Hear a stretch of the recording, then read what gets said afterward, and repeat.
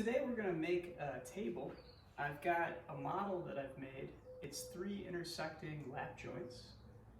If you position that just right, it'll create 2 level surfaces.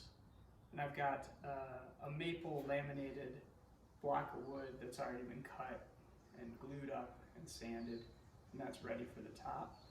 So I will take you through the process of creating this object, and then we'll do some finishing touches that'll just help clean it up and make it a little more interesting.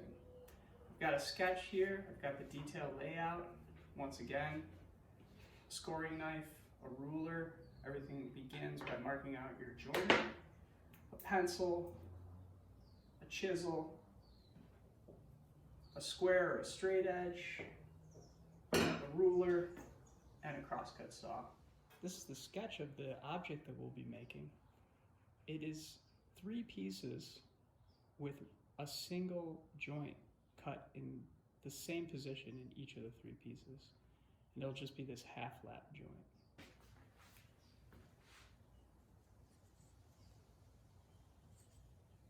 This piece slides away.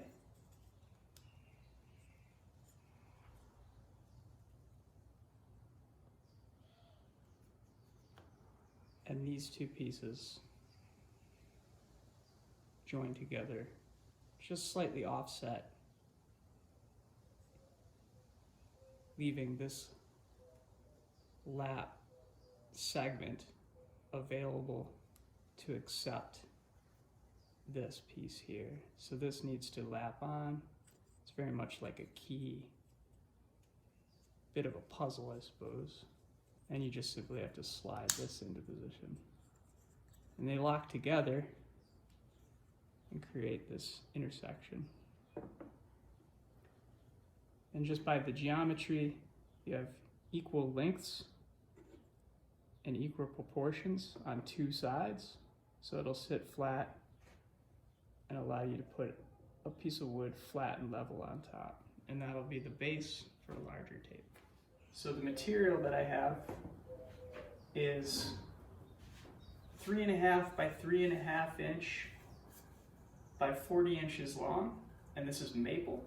And I just had a wood supplier cut, glue up, and plane this for me.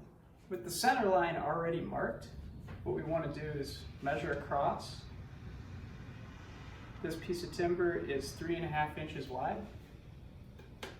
So by laying this ruler on center and measuring out 1 3/4 of an inch in either direction, we can draw a line straight across at both of those marks. And we have the lines that will lay out our shoulders for this lap joint cut. I measure out 1 3/4 of an inch from either side of the center and make a mark. And with my square, make a mark about halfway across.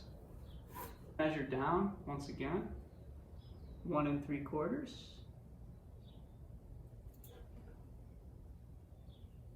And that's halfway across the material. Set that scribe up. Make your mark. I like to make sure that it's centered by marking it from both sides. In this case, I'm going to use these quick action clamps on either side, just so that this piece doesn't move while I'm cross-cutting. One way to ensure that this line is perfectly straight and to create a notch to set your saw would be to use a knife and a straight edge. Put your knife right on that pencil line and score that pencil line. Just a few light strokes at first, and then a nice heavy stroke. And then take a chisel and a mallet and place that chisel right in that score mark. And just begin the process of defining that score line.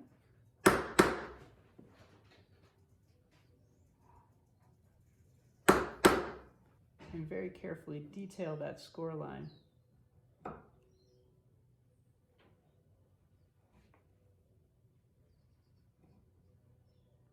With your chisel, being careful not to hit the other side or tear it out.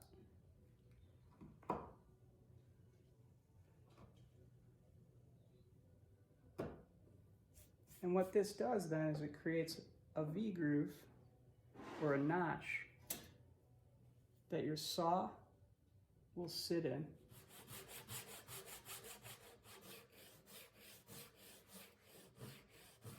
At this stage, we'll want to cut most of the waste away with a coping saw. The crosscut saw is excellent for cutting down your shoulders across the grain. This is a good tool for cutting with the grain along the baseline of the bottom of the joint. We can change the blade angle so we can either cut straight down or we can turn it perpendicular to the frame and we can cut straight across the side.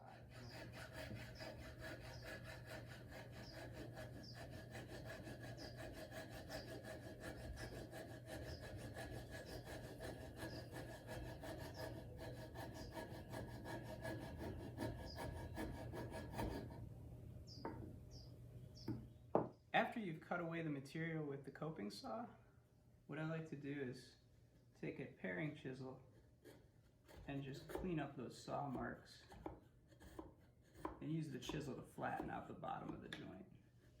If you lay the board flat and use your bench chisel to clean up the bottom, that sometimes gives you a little more control. After you're done with the chisel, you can move on to a file and continue to refine and clean up the bottom. Just make sure it's nice and flat. And try to make sure that the file doesn't roll back and forth so you don't round over your corners. You just want to keep it nice and flat. Working at a skewed angle helps keep it under control, as opposed to straight back and forth, which we can create ripples. After you're done with the file, I might switch to a block sander, just a piece of sandpaper attached to a block of wood. And once again, I like to work on a skew. This is the first test fit. Because these timbers are so large and awkward to handle, I recommend clamping one to the bench, and then we'll fit this one centered on the first beam. So we'll call this 1, 2, and 3. And they're all half laps. So this final piece, the third piece, I actually sanded it just a little bit loose so that it slips in, so it's not as difficult to match up. So this one can slide into place a little easier. And that'll just help in the assembly. So if that can slide in, that locks in. And loosen up this clamp. It is a pretty heavy, large object. You want to be careful with the corners. And that's it. This orientation will be the final orientation, and it creates a level bottom that's parallel and flush to the 3 points on the top. And here's the model and the top for the model. And I have a maple round that I've already glued and laminated and planed, and it's ready to be mounted to the top. And I'll show you that part right after we apply a finish. I have a variety of options for wood finishing. This is a Deft brand waterborne polyacrylic clear finish. It's excellent, long-lasting, really strong. It doesn't discolor the wood too much, so it'll leave the wood looking as natural as it looks right now. This is the lacquer, a satin lacquer finish. This will darken the wood a bit. It'll bring out the grain. In this case, with this project, I want to use the Danish oil. It's an excellent finish, long-lasting. It takes a little more effort to apply. You wipe it on, wipe it off, and you would do that over and over again until the wood saturates with oil.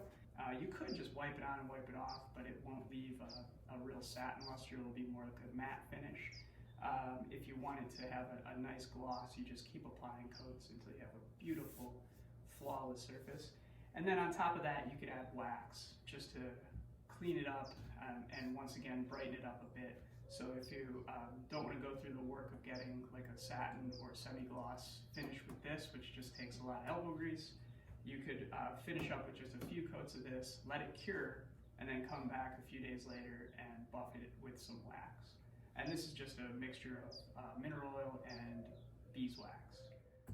This oil wax mixture is really easy to apply. I just squirt a bit out. I want to make sure that I get a good amount on the end grain.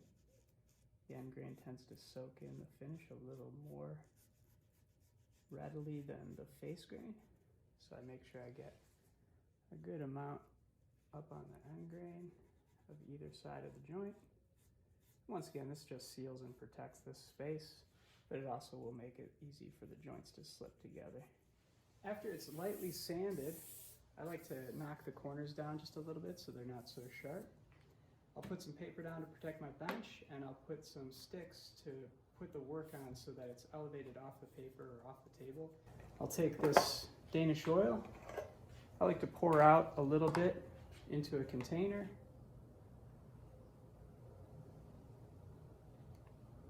It helps to do a little test piece first just to make sure that the color is what you want.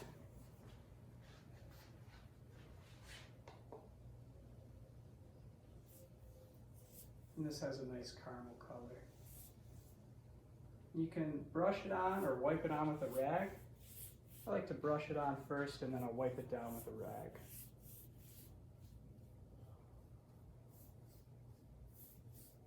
Just make sure you apply it evenly. Try not to get drips and runs that could discolor the wood.